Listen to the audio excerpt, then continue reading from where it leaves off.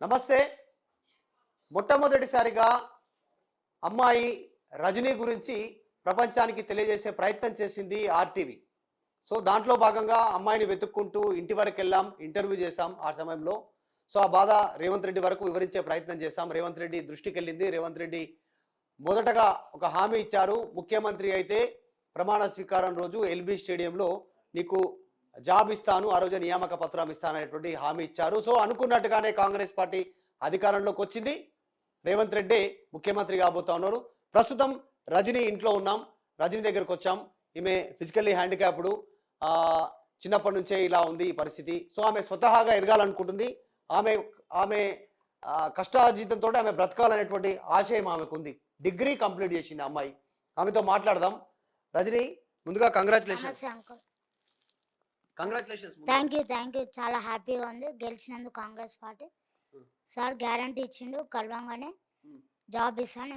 First మీరే తీసుకురు, RTV వాళ్ళు మధు అన్ననే తీసుకుని ఫస్ట్ నాకు ఫోన్ చేసి మధు అన్ననే ఇంటర్వ్యూ ఇచ్చిన. ఫస్ట్ గాంధీ భవన్ కాడ కలవంగానే నెక్స్ట్ డేనే ఇచ్చిన. అదే రోజు ఎట్లా కలిసిరని అన్న అడిగిన మధు అన్న. ఆర్టీవీకే ఇచ్చిన ఫస్ట్ ఇంటర్వ్యూ. నేను చాలా హ్యాపీగా ఫీల్ అవుతున్నా. మళ్ళీ వచ్చింది మా ఇంటికి. రేపు జాబ్ వస్తుందని ఎలా ఉన్నావు అన్న అంటే హ్యాపీగా ఉన్నా అన్న అని చెప్పిన. ఈడ కలిసిన అంటే ఇంతకుముందు బయట కలిసిన, ఇప్పుడు మా ఇంటికి వచ్చిన అన్న. చాలా హ్యాపీగా ఉంది గెలిచినందుకు.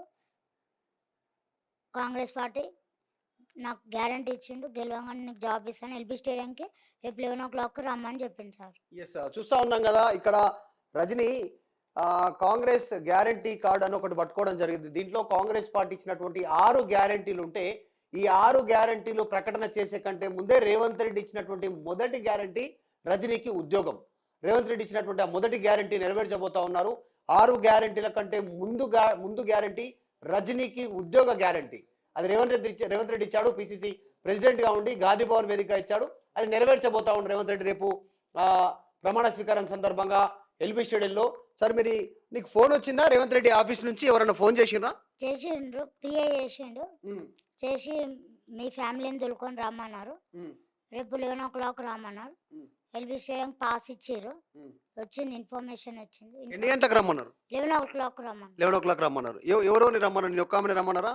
మీ మదర్ని, మీ ఫాదర్ని కూడా రమ్మన్నారు? ఫ్యామిలీని, మీ రిలేటివ్స్ కూడా తొలుకొని రమ్మన్నారు. సరే అని చెప్పిన సార్కి. రేపు నీతో పాటు మీ ఫ్రెండ్స్ కూడా వస్తారా? చాలా మంది ఉన్నారు అన్నావు కదా నీతో పాటు. ఇట్లా ఫిజికల్లీ హ్యాండిక్యాప్డ్ ఉన్న వాళ్ళు, ఇబ్బంది ఉన్న వాళ్ళు, ఉద్యోగం లేని వాళ్ళు చాలా మంది ఉన్నారు అన్నావు కదా. చాలా మంది ఫోన్ చేసి హ్యాండిక్యాప్లు కూడా నాలాంటి వాళ్ళే. ఎప్పుడు వస్తున్నావు, ఏం టైమింగ్ అన్నీ అడిగారు. నేను వాడికే అక్కడికి ఎల్బీ స్టేడియంకే రమ్మని చెప్పిన. వాళ్ళకు కూడా ఫ్యామిలీ నుంచి ఇక్కడ నుంచి తొలుకోబోతున్నా. రేపు 11 o'clock రమ్మని చెప్పిండు. పిఎస్ఆర్ చేసిండు, ఇన్ఫర్మేషన్ ఇచ్చిండు, పాస్ ఇచ్చిండు, చెప్పిండు సార్. ఇప్పుడు ఆల్రెడీ గత ప్రభుత్వం వికలాంగులకు 4,000 ఇస్తుంది. దాంట్లో నీకు రావట్లేదా 4,000? వస్తున్నాయి. ఇప్పుడు ఎందుకంటే జాబ్ లేకుండే 4,000 సరిపోకపోతుండే. ఇప్పుడు 4,000 అంటే కరెంట్ బిల్, రెంట్ బిల్ ఇవన్నిటికీ అయిపోతాయి నాకు. మళ్ళీ నేను నా ఇండివిజువల్గా నేను బతకాలంటే, నా ఖర్చులు నేను చూసుకోవాలంటే గవర్నమెంట్ జాబ్ వస్తేనే. నేను ఎంకామ్ చదువుకున్నా కాబట్టి నాకు ఆశయం ఉండే గవర్నమెంట్ జాబ్ చేయాలని. ట్రై చేసిన కానీ రాలేదు ఇప్పటివరకు. సార్ కలిసినందుకు గ్యారంటీ ఇచ్చిండు, హామీ ఇచ్చిండు, ఇస్తాను. ఇప్పుడు నీ చేతిలో ఏదైతే గ్యారంటీ కార్డు ఉందో దీనికంటే ముందే నీకు గ్యారంటీ ఇచ్చిండు, ఏమనిపిస్తుంది? చాలా హ్యాపీగా ఉంది గెలిచినందుకు. రేపు రమ్మని చెప్పిండు. నేను అనుకోలేను అసలు ఏంటంటే ఇట్లా మీడియా వాళ్ళు వస్తారని. వచ్చినందుకు చాలా హ్యాపీగా ఉంది. ఇంటి దాకా వచ్చినందుకు మధ్య అంకులు చాలా హెల్ప్ చేసిండు. అంతకుముందు ఫస్ట్ ఇంటర్వ్యూ ఆర్టీవీకే ఇచ్చిన. నేను గెలిచాను నమ్మకం ఉండే. కాంగ్రెస్ పార్టీ మా తాతల నుంచి ఇదే పార్టీ ఉండే. గెలిచాను ఎందుకంటే టగ్గా వాడుండే ఇప్పుడు 3 ఎలక్షన్లకు. గెలిచానే ఉండే నాకు ఇంట్రెస్ట్. ఓటు నేను కాంగ్రెస్కే వేసిన. చాలా హ్యాపీగా ఉంది. రైట్. రేపు మరి పిలుస్తారు, రమ్మన్నారు నిన్ను. ఎల్బీ స్టేడియంకి పోతున్నావు నువ్వు కూడా ప్రమాణ స్వీకారానికి. ఏం మాట్లాడుతావు? రేపు చాలా పెద్ద వాళ్ళు వస్తున్నారు ఆడికి. సోనియా గాంధీ వస్తుంది, రాహుల్ గాంధీ వస్తుండు, ప్రియాంక గాంధీ వస్తున్నారు, మల్లికార్జున ఖర్గే వస్తున్నారు, కాంగ్రెస్ పార్టీ సీనియర్ నేతలు వస్తున్నారు, ఇతర పార్టీల నుంచి చాలా మంది నేతలు వస్తూ ఉన్నారు, సినిమా సెలబ్రిటీస్ వస్తూ ఉన్నారు, అన్ని పార్టీల రాజకీయ పార్టీ నాయకులు వస్తున్నారు. దాదాపు గెలిచిన ఎమ్మెల్యేలు అందరూ అక్కడే ఉంటారు. రేపు గెలిచినటువంటి కాంగ్రెస్ పార్టీ నుంచి గెలిచిన ఎమ్మెల్యేలు వాళ్ళందరూ ముందు ఏం మాట్లాడుతుంది రజనీ? ఏం చెప్పాలనుకుంటున్నావు? థ్యాంక్ యూ చెప్తా, కృతజ్ఞతలు చెప్తా, ధన్యవాదాలు చెప్తా. ఎందుకంటే అందరికీ హెల్ప్ చేస్తుండు, అన్న మాట నిరూపించుకుంటుండు కాబట్టి సార్ టైం అడిగింది 6 మంత్స్‌లో. ఇట్లా జాబ్ల కోసం నాలాంటి వాళ్ళు ఉన్న వాళ్ళకు చదువుకున్న వాళ్ళకు కూడా జాబ్ ఇస్తున్నారు. ఇవన్నీ 6 గ్యారంటీలు ఎక్స్ప్లెయిన్ చేసిండు సారు. ఇవన్నీ నిరూపించుకోవాలి, హెల్ప్ చేసి నా ఫస్ట్ శాలరీ కూడా నేను గరీబోళ్ళకి హెల్ప్ చేస్తా. ఏం చేద్దాం అనుకుంటున్నావు? గుడికి వెళ్తా, నేను గుడికి పోయినా గెలిచినందుకు నేను కొబ్బరికాయ కొడితే దేవునికే మొక్కిన. ఫస్ట్ దేవుని మా తాతకు కూడా మొక్కిన. మా తాత నన్ను ఎంకరేజ్మెంట్ చాలా చేసిండు, ఇన్స్పిరేషన్ ఇచ్చిండు. ఇట్లా ఉన్నందుకు నువ్వు బాధపడొద్దు, మంచి చదువుకోవాలి, నీ టైం నీకు వచ్చినప్పుడు నేను నిరుత్సాహం. మీ తాత నిన్ను బాగా ఎంకరేజ్ చేసేవారు. ఏం పేరు మీ తాత పేరు? శంకరయ్య. మా అమ్మ వాళ్ళ డాడీ పేరు రాజయ్య. ఆ తాత కూడా చాలా హెల్ప్ చేసి ఉన్నారు ఇప్పుడు. ఇద్దరు ఉన్నారు కదా ఇప్పుడు? ఒక తాత చనిపోయిండు, ఒక తాత ఉన్నారు, రాజయ్య తాత. శంకరయ్య తాత చాలా ఇన్స్పిరేషన్ ఉండే నాకు. హ్యాపీయా మీ తాత ఇప్పుడు ఫుల్? మా తాత చాలా హ్యాపీగా ఉండు. అదే అన్నాడు, నేను కూడా కాంగ్రెస్ పార్టీ అని చెప్పు రాజయ్య అని చెప్పిన. మా తాత చాలా ఎంకరేజ్మెంట్ చేస్తుండే, చదువుకోవాలి మనకు ఫ్యూచర్ ఉంటుందని చాలా ధైర్యం ఇచ్చిండు. మా అందరి రిలేటివ్స్ కూడా థ్యాంక్ యూ అందరికి. ఓకే, ఏం చెప్పాలనుకుంటున్నావు రజని? చాలా మంది కొత్త ఆత్మన్యూనతకు లోనవుతుంటారు, ఇబ్బంది పడుతుంటారు, ఏదో చేయలేము సాధించలేము అనేటువంటి ఫీల్ అవుతుంటారు. చిన్న చిన్న విషయాలకు అనేక అఘాయిత్యాలు చేస్తుంటారు, చచ్చిపోతుంటారు, సూసైడ్ చేసుకుంటుంటారు, ఇబ్బంది పడుతుంటారు, ఇంట్లో నుంచి వెళ్ళిపోతుంటారు. ఇట్లాంటి వాళ్ళందరికీ ఏం చెప్తావు? ఇప్పుడు నిజంగా నువ్వు మంచి ఒక ఇన్స్పిరేషన్ ఈరోజు సొసైటీకి. చదువుకున్నావు మంచిగా, ఎక్కడ ఇట్లాంటి ఇబ్బంది ఉంది, అంగవైకల్యం ఉంది అనేటువంటిది ఫీల్ కాలేదు నువ్వు ఎక్కడ కూడా. చాలా మంది నేను అదొకటి ఇదొకటి చుట్టుముట్టు మాటలన్నా కూడా నిలబడ్డావు, చదువుకున్నావు. సో చాలా మందికి ఈ సొసైటీకి ఏ మెసేజ్ ఇస్తుంది రజని? టైం వస్తుంది, కష్టపడాలి, మన కృషి మనం ప్రయత్నించాలి. ఎట్లనన్నా ప్రయత్నిస్తే ఏదో ఒక రకంగా దేవుడు హెల్ప్ చేస్తాడు. మనం నిరుత్సాహపడొద్దు, అవి అన్నీ చేయొద్దు పనులు, ఆత్మహత్యలు ఇట్లా మనం ట్రై చేస్తుండాలి. ఏదో ఒకరోజు మన టైం కూడా వస్తుంది. ఇప్పుడు నేను కూడా 12 సంవత్సరాల నుంచి కష్టపడినా. నా స్టడీస్ అయిపోయి 12 ఇయర్స్ అయిపోయింది. ఇప్పుడు టైం వచ్చింది, అనుకోకుండా దేవుడు కల్పించిండు. కలిసిన సార్ గ్యారంటీ ఇచ్చిండు, రాగానే నీకే జాబ్ ఇస్తా అని సార్ నిరూపించుకుంటున్నాను. నాకు చాలా సంతోషం. ఇప్పుడు చాలా మంది మొన్న హైదరాబాద్ లో ఎలక్షన్ సందర్భంగా ఓటే వేయలేదు. నువ్వు అంటున్నావు ఇంకా అసలు నిరుత్సాహపడొద్దని. చాలా మంది అన్ని సౌకర్యాలు ఉన్నా కూడా ఓటే వేయలేదు. అట్లాంటి వాళ్ళకి ఏం చెప్తావు? ఎందుకంటే మనం ఓటేయాలి, మనకు 5 ఇయర్స్కి ఒకసారి హక్కు వచ్చినప్పుడు నిరూపించుకుంటేనే మనకు ధైర్యం, అడిగే ధైర్యం ఉంటుంది. నేను ఓటేసిన ఈ పని చేయలేవు అని రేపకలా అనొచ్చు. మనం ఓటేయకుండా మనకు అడిగే హక్కు ఉండదు. నేను వేసిన, నాకు ఉంది కూడా, ఇప్పటికి ఉంది, ఇంకో కూడా ఉంది. కాంగ్రెస్ ఒకసారి చూపెట్టి చాలా మందికి తెలియాలి కదా. కాంగ్రెస్కే ఓటేసిన.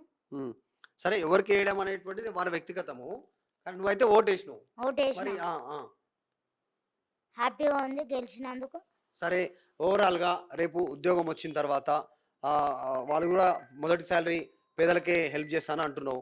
సో ఇంకేం చేయాలని ఉంది? ఎవరెవరికి ఇంకేం మీ ఫ్రెండ్స్ వస్తారు వాళ్ళ గురించి ఉద్యోగం ఏమైనా అడుగుతావా రేవంత్ని?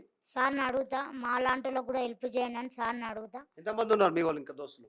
చాలా మంది ఉండు, ఒక 10-20 మంది ఉండు. వాళ్ళందరికి ఉద్యోగం అడుగుతావా? వాళ్ళ తగ్గట్టు వాళ్ళ ఏం అడుగుతారో వాళ్ళకు కూడా అడుగుతా. వాళ్ళందరినీ కల్పిస్తావా రేవంత్ తోటి? కల్పిస్తారు. రేపు వస్తున్నారు ఆడికే. ఏమంటారు మరి రజని, ఇప్పుడు నీకు ఉద్యోగం వస్తుంది, మా పరిస్థితి ఏందని అడిగిరాలు? అడిగిర్రు అంటే నేను అన్న, మీ సైడు మీ ఏరియా వాళ్ళ మీ అక్కడ సైడ్ కూడా అడగండి, ఇక్కడ కూడా రండి, ఇక్కడ మనకు ఛాన్స్ ఉంటే నేను ఎట్లైనా కలిసిపిస్తా అని చెప్పిన సార్. నాకు జాబ్ రాగానే మిమ్మల్ని అందరినీ కూడా కలిసిపిస్తా అని చెప్పిన. ఏం జాబ్ వస్తుంది అనుకుంటున్నావు రజని నువ్వు? గవర్నమెంట్ జాబ్ వచ్చినా ఏది వచ్చినా గవర్నమెంట్ జాబే. ఏ పొజిషన్? ఎందుకంటే నీకున్నటువంటి విద్యార్హతను బట్టి జాబ్ వస్తుంది అనుకుంటున్నావా? ఇట్లా ఏమి ఎక్స్పెక్ట్ చేస్తున్నావు? జనరల్ ఏమి వచ్చే అవకాశం ఉంటుంది? అంటే ఇంకేం ఇన్ఫర్మేషన్ ఇవ్వలే నాకు ఏది వస్తుందని. గవర్నమెంట్ జాబ్ వచ్చినా ఏది ఇచ్చినా చేస్తా. కానీ నాకైతే అంబిషన్ ఉండే, నాకు కలెక్టర్ కావాలని. ఇంతకుముందు చాలా ట్రై చేసిన నేను, గ్రూప్స్ ఎగ్జామ్స్, అవుట్ సోర్సింగ్ అన్నీ అప్లై చేసిన, రాలేదు. ఇప్పుడు వస్తుందని ఆశ ఉంది, చాలా హ్యాపీగా ఉంది. ఇప్పుడు హ్యాపీ, ఫుల్ హ్యాపీయా? Happy sir. ఓకే. ఓకే, ఇది రజని లోపల ఉన్నటువంటి కాన్ఫిడెన్స్.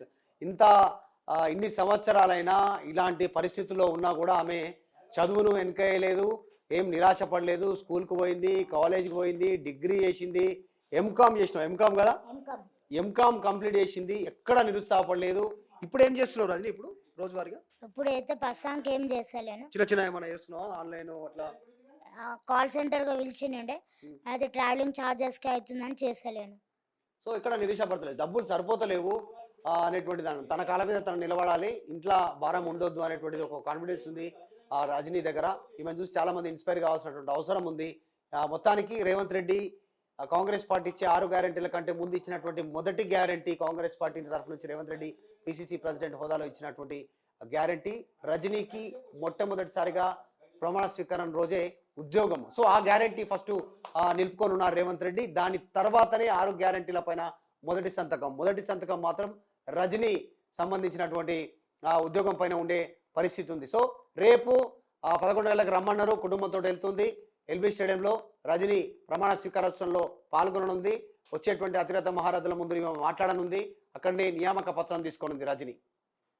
వీడియో జర్నలిస్ట్ విద్యాసాగర్తో మధు మల్కేడ్కర్, హైదరాబాద్. మరిన్ని వీడియోస్ కోసం ఛానల్ ని సబ్స్క్రైబ్ చేయండి. లేటెస్ట్ అప్డేట్స్ కోసం వాట్సాప్ ఛానల్ ని ఫాలో చేయండి. అండ్ లింక్ డిస్క్రిప్షన్ లో ఉంది.